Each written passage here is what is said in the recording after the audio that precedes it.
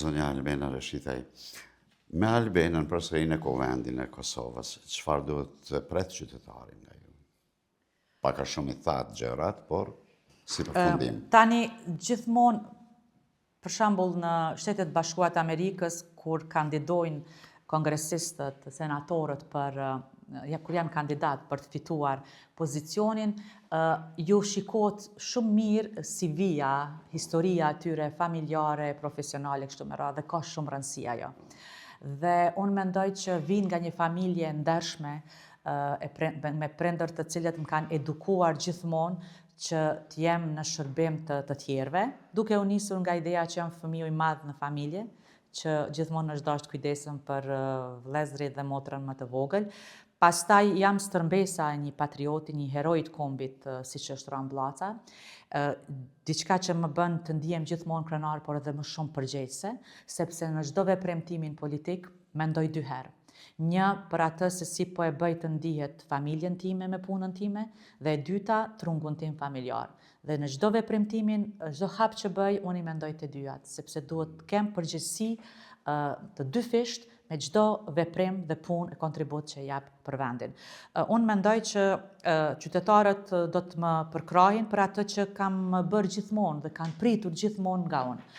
Pra që të jem zëri i tyre në kuvend, që të mos heshtin ndaj padrejtësive nga cili do të tabor ndonjëherë që vinë. Unë mendoj që mund të jap një kontribut shumë të madh edhe brenda vetë lidhjes demokratike të Kosovës, sepse për mua ka shumë rëndësi uniteti politik, i gjithë spektrit politik në periudha të caktuara kur është interesi i vendit. Gjithmonë kam arritur që të unifikoj kolegët e mi gjatë punës në rastet edhe kur inatet kanë qenë të ashpra ose emocionet kanë qenë në nivel më të lartë se sa vetdia për të marrë një vendim me kokë të qetë ose me ma pak emocion. Prandaj besoj që tani është edhe një momentum i rëndësishëm i punës tonë që të mos lejojmë që rinia të na ikë të na dalë jashtë. Është interesante që njerëzit kanë misionet të caktuara, profesor Fadel Njet, dhe unë jam bindur me këtë.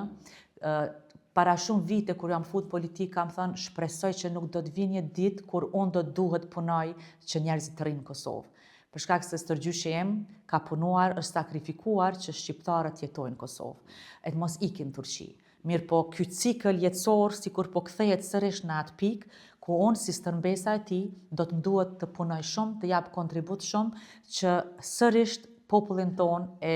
pjesën më vitale, rinin, të bëjmë çmas që mos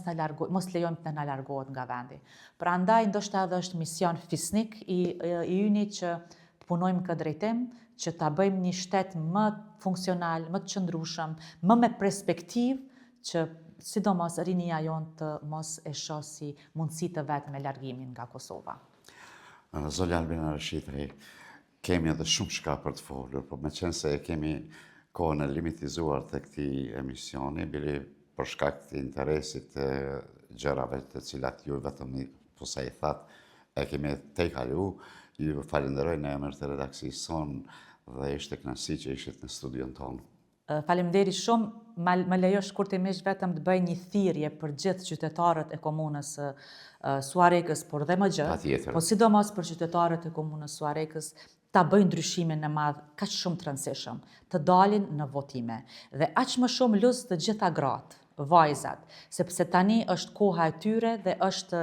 nevoja që me votën e tyre ato të tregojnë që mund të jenë të zojat, ndonjëherë dhe më të zojat se burrat, dhe që askush nuk guzon tua thej, tua shkatroj ëndrat e tyre për të arritur maja në profesione, ose për të arritur të jenë më të mirat në institucione të ndryshme. Vetëm pse janë gra, duhet të mos e kenë atë mundësi dhe këtë nuk do ta lejojmë. Prandaj lutz të gjitha gratë, të gjitha vajzat e komunës sonë, të gjitha miket, të gjitha motrat që të dalin në votime, ta konsiderojnë një mision shtatqershorin, një mision edhe për to, edhe për të ardhmen e tyre. Prandaj të dalim masivisht në votime, sepse vetëm atëherë mund ta bëjmë ndryshimin dhe të japim një mesazh edhe në qendër, edhe atje lart, sepse ne nuk shantazhohemi, ne nuk keqpërdoremi, ne nuk mund të servilohemi, sepse nuk jemi komunë që jemi serviluar kur, ne jemi punëtor të urtë, mirë po edhe të vendosur, kur e shohim që po devijohet ideologjia, po devijohet fryma rrugovjane, po devijohet shteti dhe ne me votën tonë do të kemi mundësi t'u japim një mësim, nëse moj me qujt, atyre të cilët mendojnë që ne jemi thjesht një grumbull, një tuf njerëzish në shërbim të interesave të caktuara të ndonjë partije politike.